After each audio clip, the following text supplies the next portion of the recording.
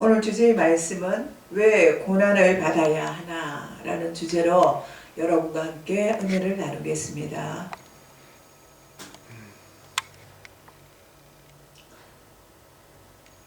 우리는 언제나 행복한 삶을 누리며 살고 싶어 합니다. 좋은 부모님께 태어나 건강한 몸으로 좋은 교육을 받으며 자라나는 복은, 또 좋은 배우자를 만나 행복하게 사는 복, 또 사랑하는 자녀로부터 효도를 받으며 사는 복, 그리고 가까운 사람들로부터 존경받는 사람으로 사는 복을 누리고 살고 싶어 합니다. 아멘. 그러나 여기 나오는 본문의 사람을 보면 이는 맹인인데다가 여러 가지 힘들고 어려운 상황 속에 살아가고 있습니다. 그런 여러 가지 복 중에 어느 하나도 받지 못한 자입니다. 태어날 때부터 앞을 보지 못하였고 또 구걸하는 거린입니다. 맹인이라고 하더라도 가정이 부유하였더라면 그나마 다행인데, 가정이 가난하여 사람들에게 구걸을 하며 살아야 하는 비참한 처지인 사람입니다. 고생 중에서도 보람있고 참된 고생이 있습니다. 나라와 민족을 위한 고생, 고아와 불쌍한 이웃을 돕는 고생은 보람있는 고생입니다. 아멘. 학생들이 장래를 위해서 열심히 공부하며 밤낮을 설치는 고생도 행복한 고생입니다. 또 해외에 나가 가족을 위하여 온갖 고생을 하고 있는 남편들도 보람있는 고생입니다. 그러나 본문에 나오는 맹인의 고생은 아무런 소망도 위로도 기쁨도 없는 그야말로 절망적인 고생입니다. 이 모습을 본 제자들은 예수님께 다가가 이 사람이 맹인으로 난 것이 누구의 죄입니까? 이렇게 물어봅니다. 자기의 죄입니까? 그의 부모의 죄입니까? 라고 주님께 물었습니다. 그러자 예수님께서는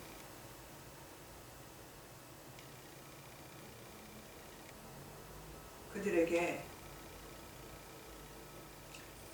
이 맹인의 고난은 그의 죄 때문이 아니라고 말했습니다. 사실 죄는 고통의 원인입니다. 그러나 이 사람이 맹인으로 태어난 것이 그 자신의 죄 때문인 것인지 묻는 것은 잘못된 질문입니다. 태어나면서 맹인이었던 그 사람이 죄를 지었다면 얼마나 지었겠습니까? 불교 신자들은 전생에 죄가 많으면 짐승이나 벌레로 태어난다고 하지만 그것은 환생에 관한 이야기일 뿐입니다. 사실 부모님 때문에 자녀들이 고통을 당하는 경우가 많이 있습니다.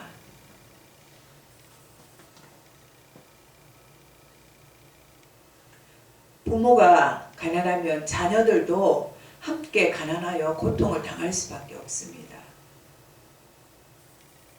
성경의 말씀에 보면 부모가 잘못하면 하나님께서 3, 4대까지 갚겠다고 말씀하셨습니다.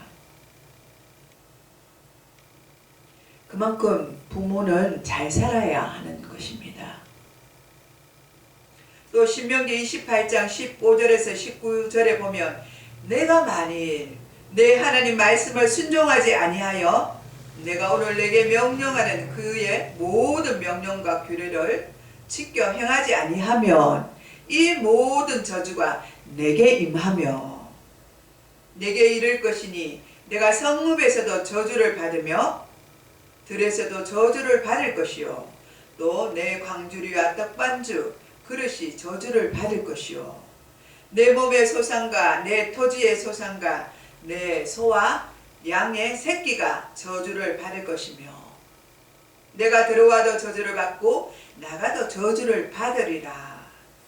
그러므로 병들거나 장애인을 보며 그 이유가 죄 때문이라고 생각하기 쉽습니다. 그러나 주님의 생각은 전혀 달랐습니다. 본문 3절에 보면 이 사람이나 그 부모의 죄가 아니라 그에게서 하나님께서 하시고자 하는 일을 나타내고자 하심이라고 말씀하셨습니다. 아멘. 하나님께서 우리의 죄악을 따라 병을 주신다면 우리 가운데 병에 걸리지 않은 사람이 과연 몇이나 있겠습니까? 그에게서 하나님께서 하실 일을 나타내고자 하심이라고 예수님이 분명히 말씀하신 것은 그의 죄값으로 그가 맹인이 된 것이 아니라는 뜻입니다. 바로 그것은 하나님의 영광을 위하여 맹인이 되었다고 말하고 있습니다. 예수님이 우리의 죄를 위하여 십자가를 지심으로 우리의 모든 죄를 대속하신 이후에는 더욱 그러합니다. 예수를 믿고 구원함을 받은 자들은 죄사함을 받은 자들입니다. 모든 저주에서 속량을 받은 자들입니다. 그러므로 우리는 어떠한 고난이 와도 그것이 죄값이라고 생각해서는 안 됩니다. 우리의 죄값은 이미 예수님께서 십자가에서 모두 지불하여 주셨습니다.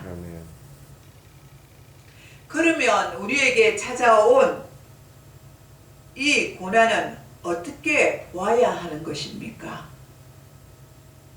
첫째는 이 고난은 우리를 회개하고 정결하게 하려는 목적이 있는 것입니다. 아멘. 인간은 고난을 겪을 때 겸손해지며 아멘. 자기 자신을 뒤돌아보게 되고 결국 예수를 믿게 되는 것을 우리는 볼 수가 있습니다. 인간들은 잘 지내고 건강하고 근심 염려가 없을 때는 하나님을 찾지 않습니다. 그러므로 하나님께서는 고난을 통하여 하나님의 자녀로 불러 모아 들이시는 것입니다. 둘째는 우리를 회개하게 하시고 깨끗하게 하시려는 목적이 있습니다. 베드로전서 4장 1절에서 2절에 그리스도께서 이미 육체의 고난을 받으셨으니 너희도 같은 마음으로 갑옷을 삼으라. 이는 육체의 고난을 받는 자 죄를 그쳤음이니 그 후로는 다시 사람의 정욕을 따르지 않고 하나님의 뜻을 따라 육체에 남은 때를 살게 하려 함이라고 말씀하고 있습니다. 죄는 많은데 고난이 없다면 이 세상이 어떻게 되겠습니까?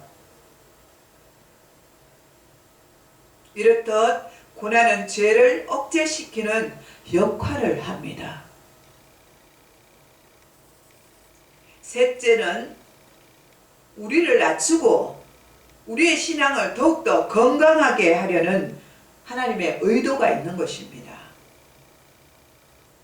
사람이 너무 평안하고 형통하면 신앙이 병들 수도 있습니다. 너무 평안하니까 그냥 이렇게 살아도 되는갑다 하고 더 이상 신앙에 전진을 하지 않습니다. 그래서 신앙을 더욱더 건강하게 자라게 하기 위해서 고난을 우리에게 주시는 것입니다. 여러분은 지금 여러분의 신앙 상태가 어떻습니까? 고난 중에 있습니까? 너무 형통합니까?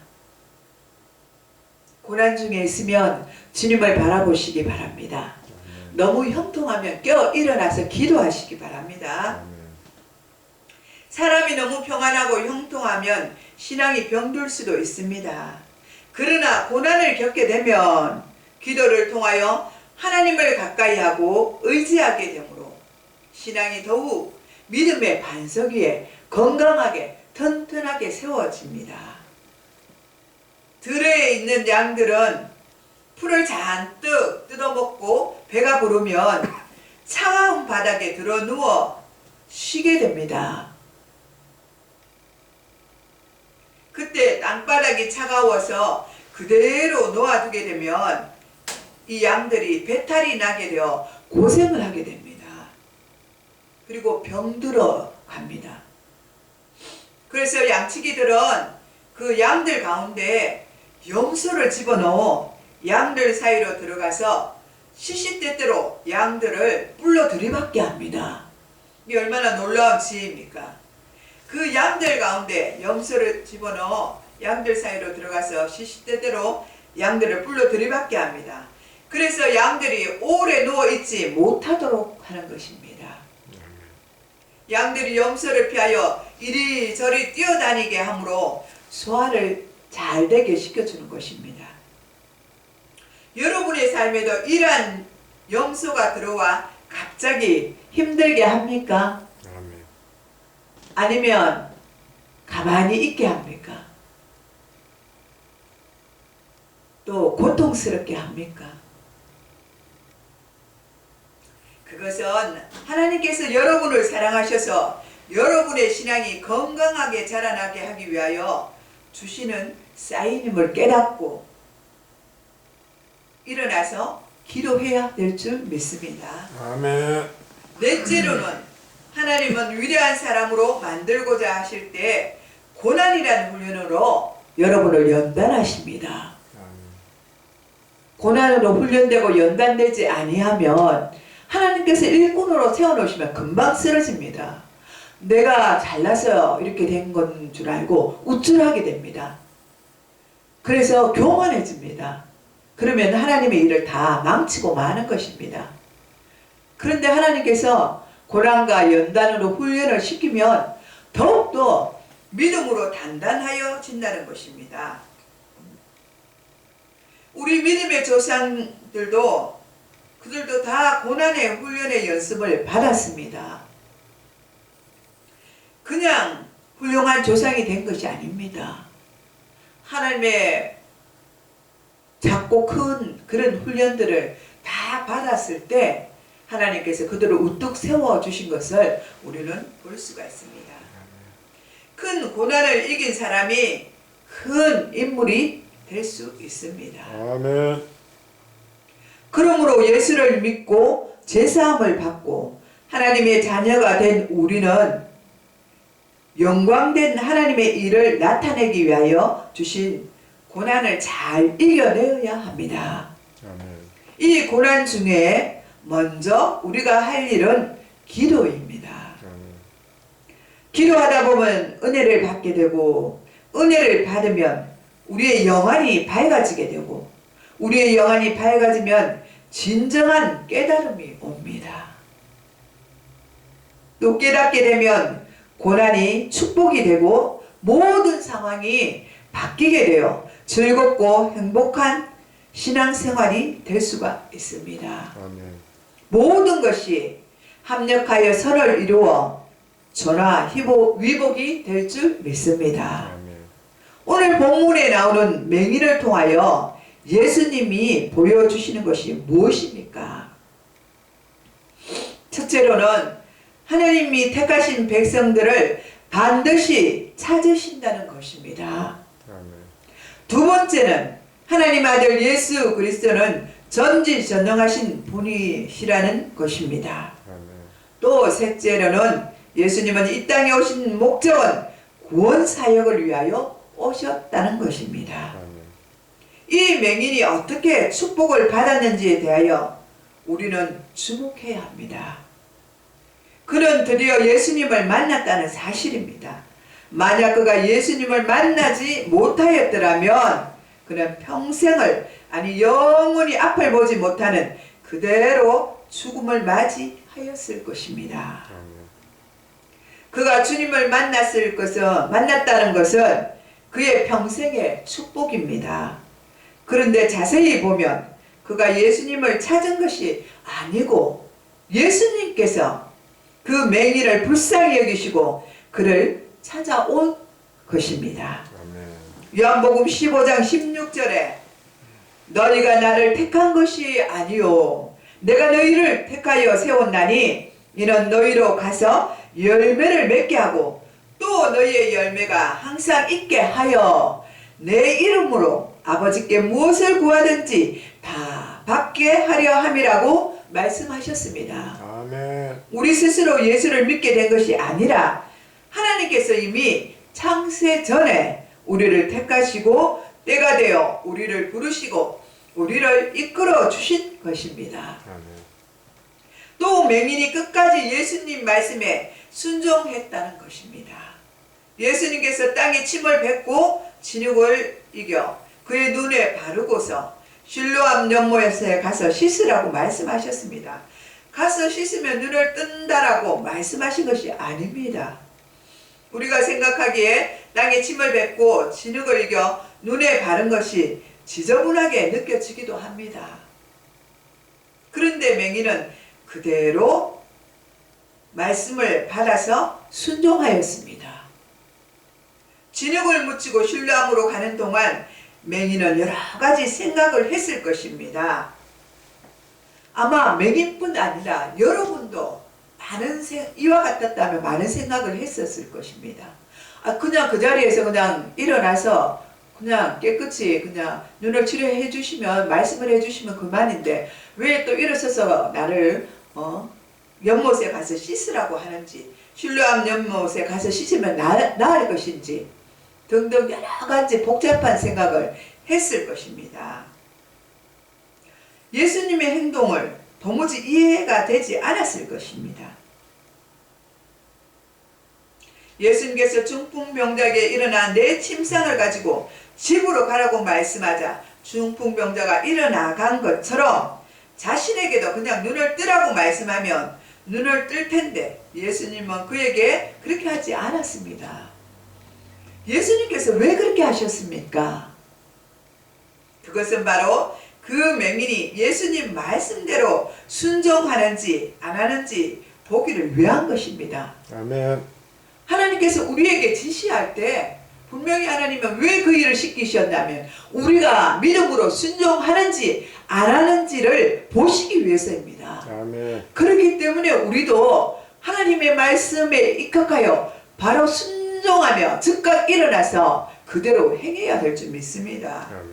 그것은 내게 하나님이 믿음이 있는지 없는지를 테스트하는 것입니다. 이와 같이 이 맹인에게도 예수님께서 믿음이 있는지 없는지 순종하는지를 보셨다는 사실입니다. 순종은 제사보다 낫습니다. 믿음 중에 가장 위대한 믿음은 순종하는 믿음입니다. 하나님은 우리에게 순종의 믿음을 원하십니다. 하나님은 순종하는 자를 원하시고 기뻐하시고 그에게 능력을 주시고 높이 들어 사용하십니다. 아멘.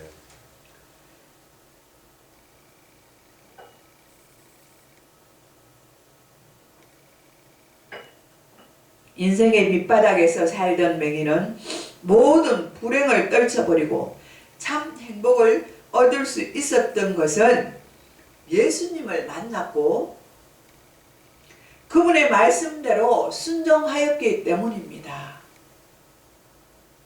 여러분은 지금 자기 자신이 불행하다고 생각하십니까? 이 세상에는 여러분보다 훨씬 더 불행하고 더 아픈 사람들이 더 많이 있습니다.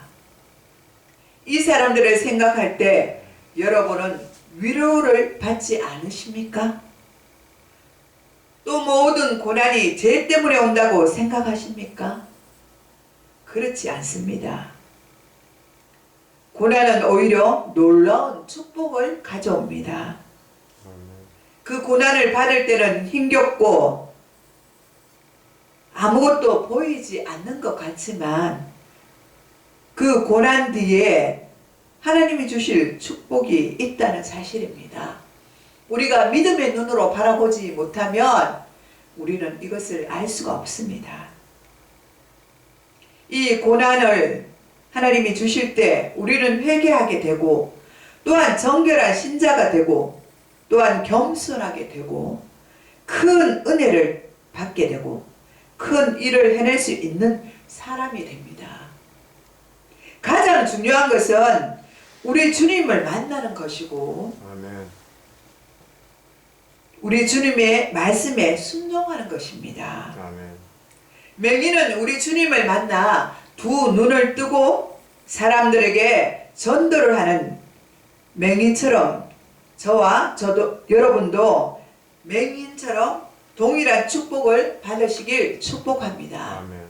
오늘도 하나님께서 우리에게 말씀해 주신 이 약속의 말씀을 붙들고 한 주간도 살아가시는 여러분 되시길 축복합니다.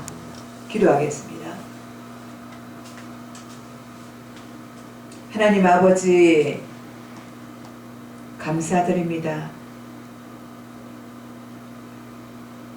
맹인이 주님을 만나지 못하였다면 어떻게 눈을 뜰 수가 있었겠습니까? 저희들이 주님을 만나지 못하였다면 어떻게 주님의 자녀가 되었겠습니까? 주님의 자녀가 되지 못하면 주님의 나라로 들어갈 수가 없는데, 영원한 지옥불에 떨어질 수밖에 없는데, 주님은 우리를 외면하지 않으시고 우리를 불쌍히 여기시고